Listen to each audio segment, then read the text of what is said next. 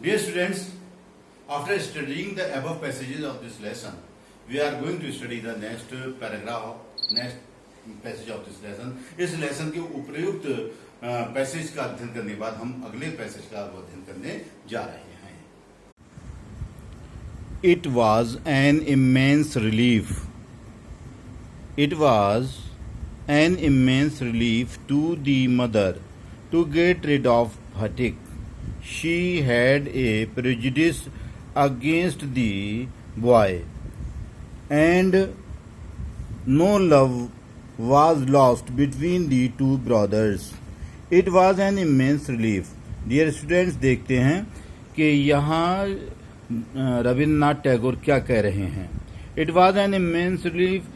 ये थी एक बहुत आराम की बात. टू दी मदर, माँ के लिए. टू गेट रिड ऑफ, छुटकारा पाना. किससे? फटिक से. क्योंकि वो फटिक से जो है वो रूठी हुई रहती थी, नाराज रहती थी और वो चाहती थी कि फटिक से उसे छुटकारा मिल जाए. तो ये बात उसके लिए बहुत ही आरामदायक थी कि वो फटिक से छुटकारा पाने जा रही थी. शी हैड ए प्रेजुडिस, वो पक्षपात रखती थी. अगेंस्ट दी बॉय, लड़के के विरुद्ध, यानी कि फटिक के विरुद्ध वो पक्षपात रखती थी. वो अपने बेटे फटिक को प्यार नहीं करती थी, जबकि उसका दूसरा बेटा माखन जो था उसे वो बहुत प्यार करती थी. एंड नो लव, और कोई भी प्यार, कोई भी मोहब्बत वाज लॉस्ट, नहीं समाप्त हुई थी.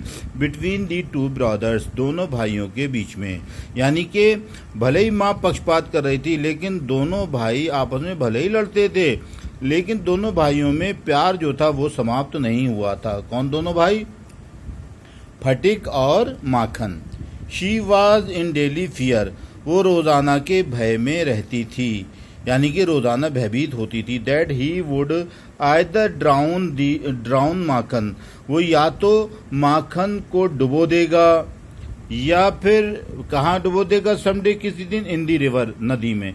या तो माखन को किसी दिन नदी में डुबो देगा और ब्रेक हिज हेड, या फिर वो उसके सर को फोड़ देगा, तोड़ देगा. इन ए फाइट, एक लड़ाई में, एक झगड़े में.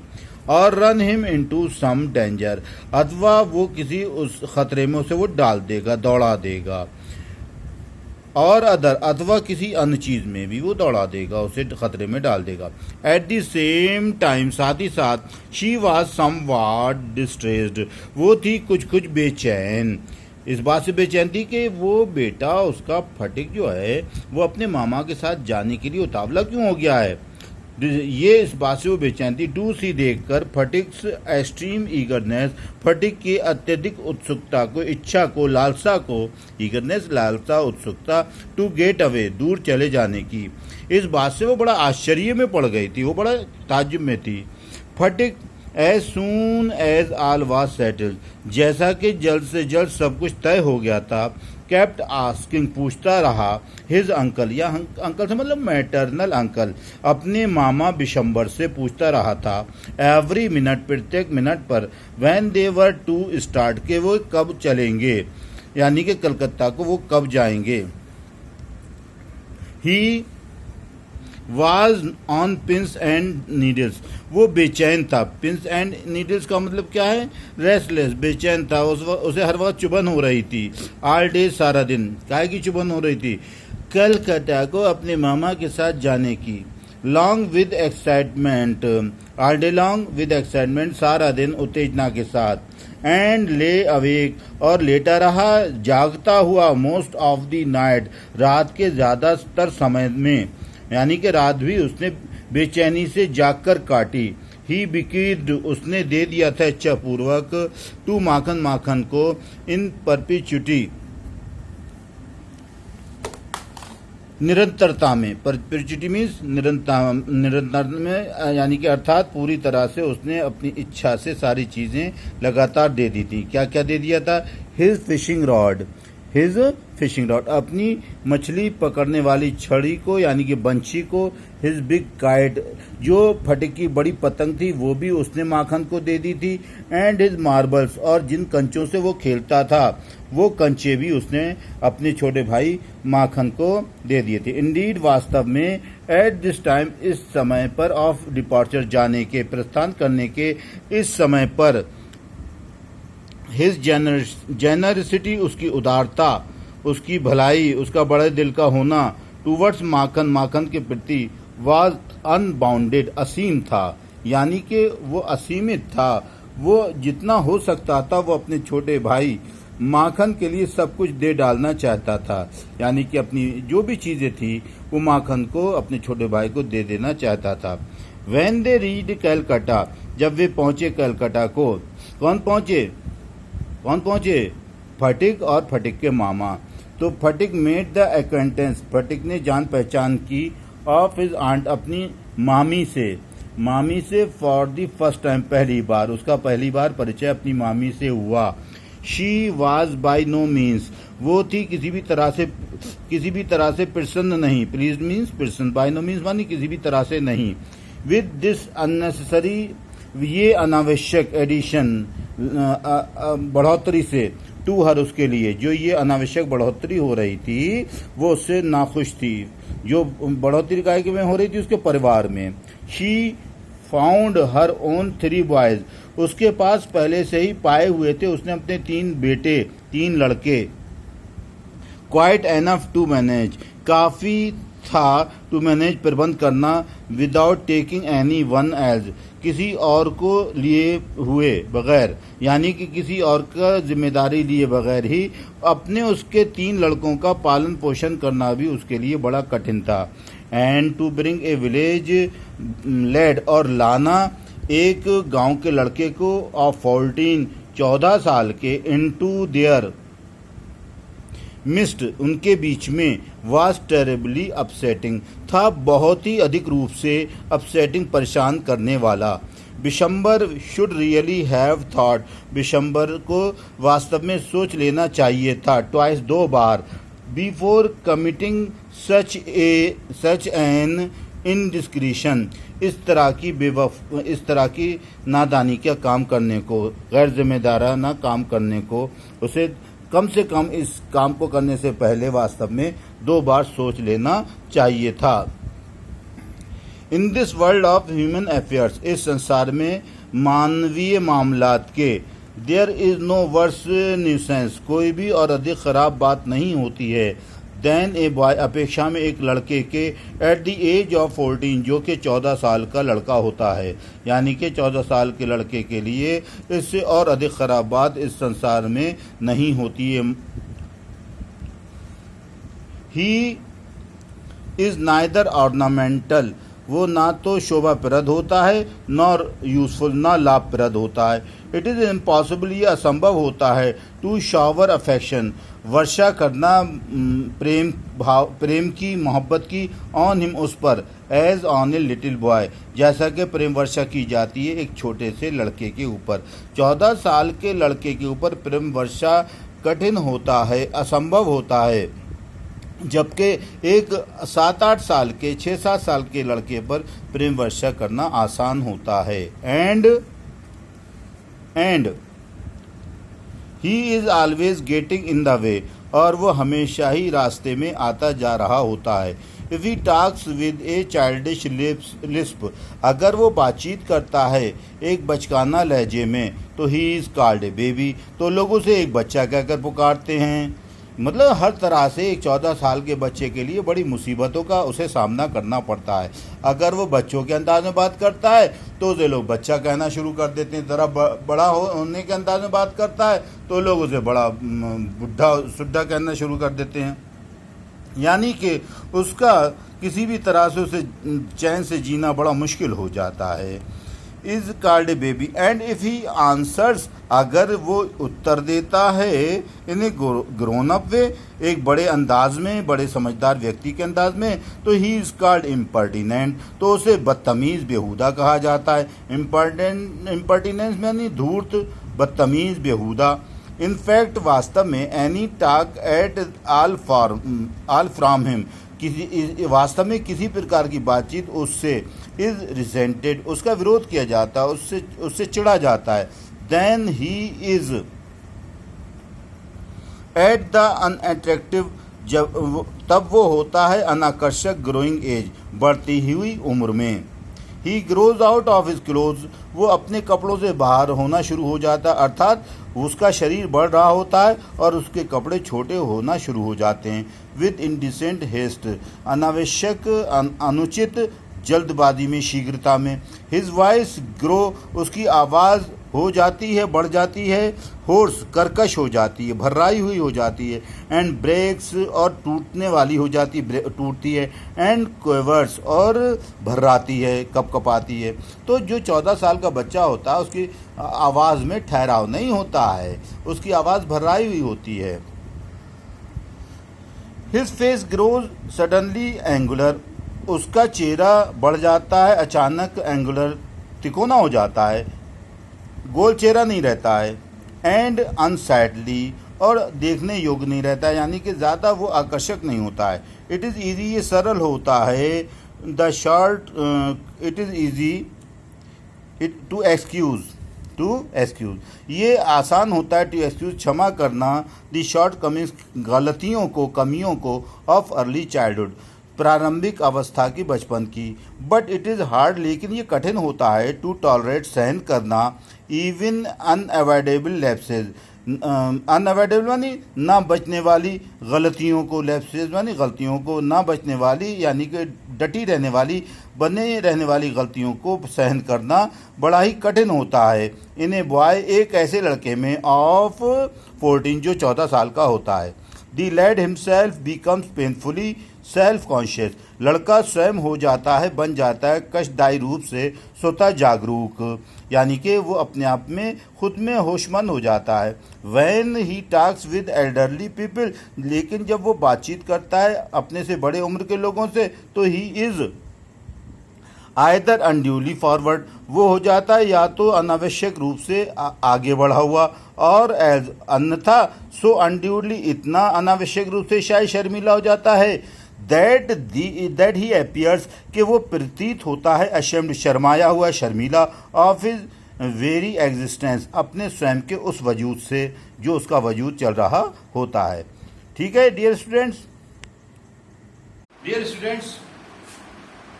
After studying the above passages, we are going to study the next passage of the lesson. Okay, let us see the lesson.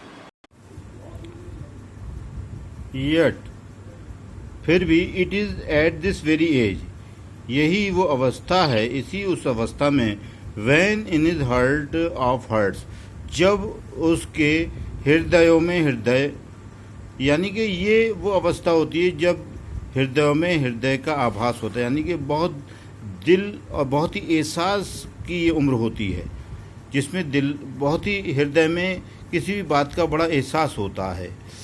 A young lead, एक युवक लड़का, मोस्ट क्रेज, सबसे अधिक इच्छा करता है, फॉर रिकग्निशन, मान्यता की, पहचान की, एंड लव, और प्यार की, मतलब जिसे बहुत ज़्यादा पहचान और मोहब्बत की ज़रूरत होती है।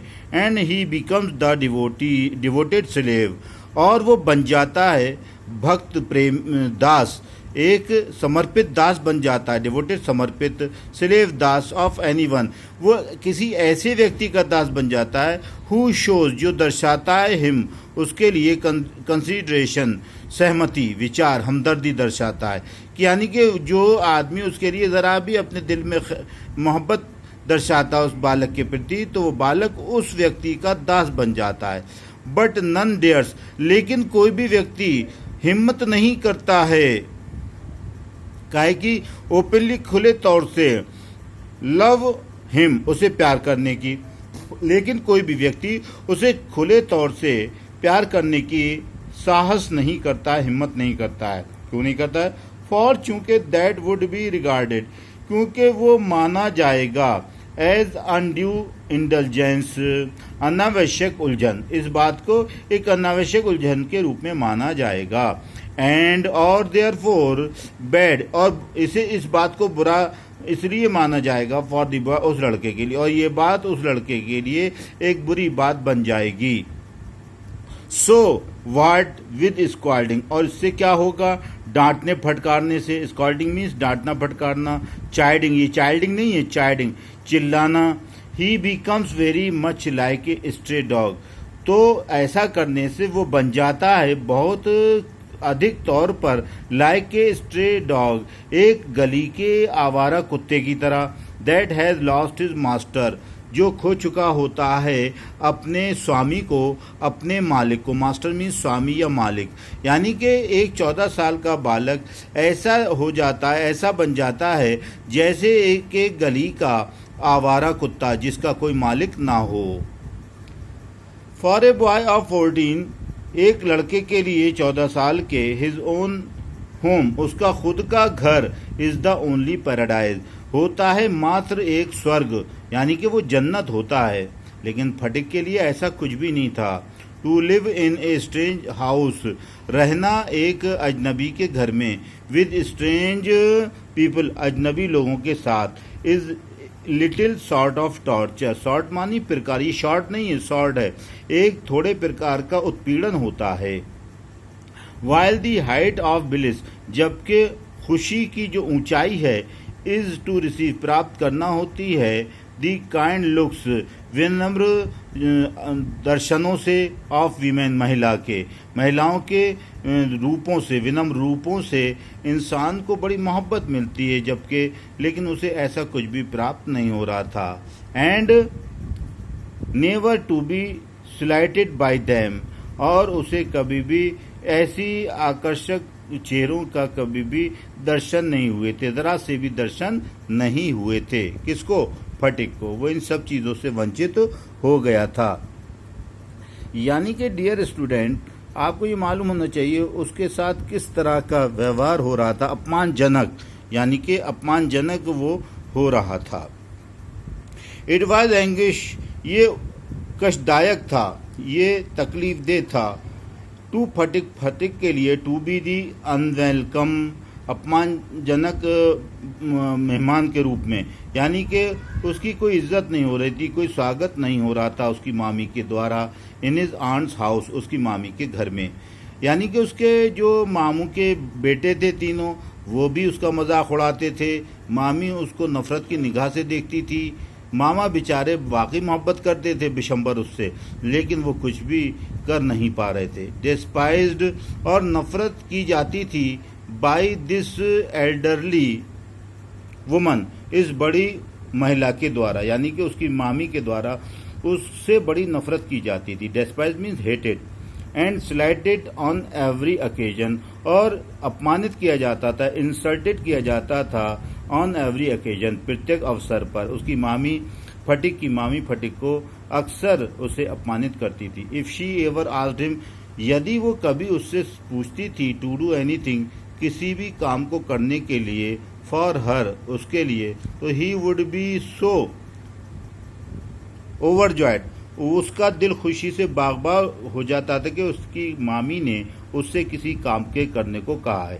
That he would over do it, और वो इस काम को कर देता जरूरत से ज्यादा। एंड देन, और तब, शी वुड टेल हिम, वो उससे कह देती, not to be so stupid, इतने मूर्ख ना बनो। मतलब अगर वो फटिक अपनी मामी के लिए दिल से बढ़ चढ़कर काम कर रहा है तो उसे वो मूर्खता का काम कह देती थी, यानी कि उसका अपमान करती थी।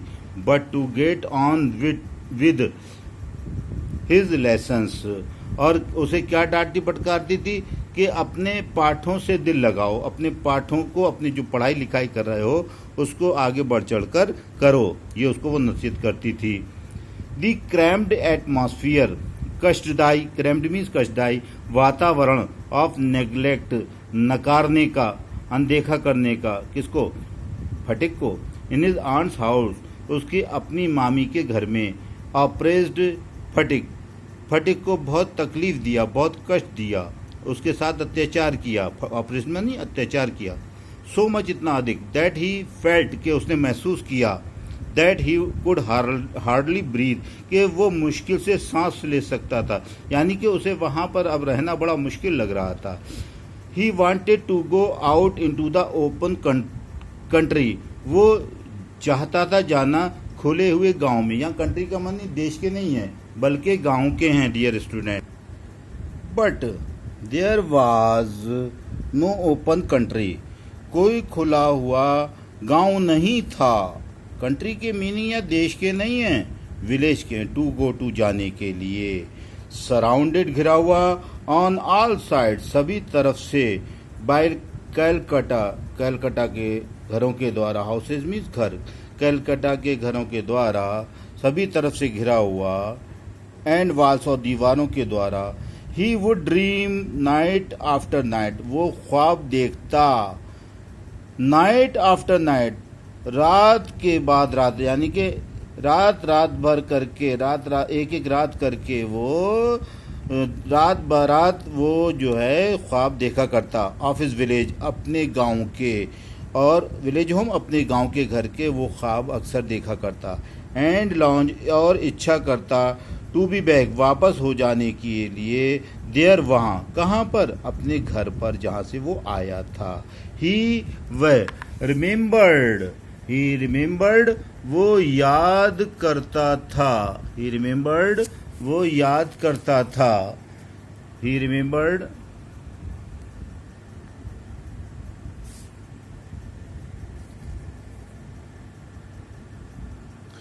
ही रिमेम्बर्ड द ग्लोरियस मीडो, वो याद करता था शानदार हरे भरे घास के मैदान को। मीडो मीन्स चरागाह या घास का मैदान। Where he used to fly his kite, जहाँ वो उड़ाया करता था अपनी पतंग, ऑल डे लॉन्ग, सारा दिन। दी ब्रॉड रिवर बैंक, और याद करता वो चौड़े नदी के किनारे को। वेयर ही वुड वांडर, जहाँ वो टहला करता, अबाउट, इधर उधर, दी लिव लॉन्ग, लंबे समय तक, डे, दिन के। सिंगिंग, गाना गाया करता, एंड शाउटिंग, और चिल्लाया करता, फॉर जॉय, खुशी से, वो खुशी से गाना गाता था, चिल्लाता था। दी नैरो ब्रूक, और वो याद करता उस तंग झरने को। वेयर, जहाँ ही कुड गो, वो जा सकता, एंड डाइव, और गोते लगा सकता, एंड स्विम, और तैर सकता, एट एनी टाइम, किसी भी समय। ही लाइक, जब वो चाहता था। ही थॉट, उसने विचार किया, of his band of boy companions, और उसने सोचा, ख्याल किया, विचार किया उस समूह के बारे में, लड़कों के साथियों के, जो उसके लड़के साथियों का समूह था, उसके बारे में भी उसने सोचा। ओवर हुम, जिनके ऊपर ही वाज डेस्पॉट, वो जिनके ऊपर तानाशाह था। डेस्पॉट मीन्स तानाशाह, अत्याचारी था, निर्दयी था। एंड अबव ऑल, और सर्वोपरि, the memory of that tyrant, और उसे याद आती थी उस स्मृति की, ऑफ दैट टायरेंट मदर, उस अत्याचारी माँ की, ऑफ खुद की अपनी। हु हैड सच ए, जो रखती थी इस तरह का प्रोडिजिस, पक्षपात, अगेंस्ट हिम, उसके खिलाफ, उसके बारे में। ये चीज़ ऑक्यूपाइड, स्थान लिए हुए थी, हिम, उसके दिमाग में, डे एंड नाइट, दिन और रात के। उसकी माँ उसके साथ पक्षपात करती थी। A kind of physical love, एक प्रकार का शारीरिक प्रेम, लाइक दैट, उस तरह का, ऑफ एनिमल्स, पशुओं का, ऑफ एनिमल्स, जो पशुओं के साथ भी लोगों का प्रेम होता है, वो भी प्रेम उसे प्राप्त नहीं था। A longing to be in the presence, एक इच्छा होना, एक चाहत होना, तमन्ना होना, उपस्थिति में, ऑफ दी वन, किसी एक की, हु इज़ लव्ड, जिसको प्यार किया जाता है। एन इन एक्सप्रेसिबल, ये एक ऐसी बात थी जिसको प्रकट भी नहीं किया जा सकता था। विस्टफुलनेस, इच्छा के साथ, व्यक्त न की जाने वाली इच्छा। ड्यूरिंग एब्सेंस, अनुपस्थिति के मध्य में। एब्सेंस मीन्स अनुपस्थिति, ड्यूरिंग मीन्स मध्य में। ए साइलेंट क्राई, एक शांत चीख, रोने की आवाज़, ऑफ द इनमोस्ट हर्ट, अंदरूनी हृदय से, सबसे अधिक दिल की गहराई से। फॉर दी मदर, माँ के लिए, जैसे एक बछड़ा अपनी माँ के लिए एक आवाज़ लगाता है, वैसी आवाज़ भी उसके मुंह से अगर निकलती थी तो उसकी माँ उसके पास नहीं होती थी।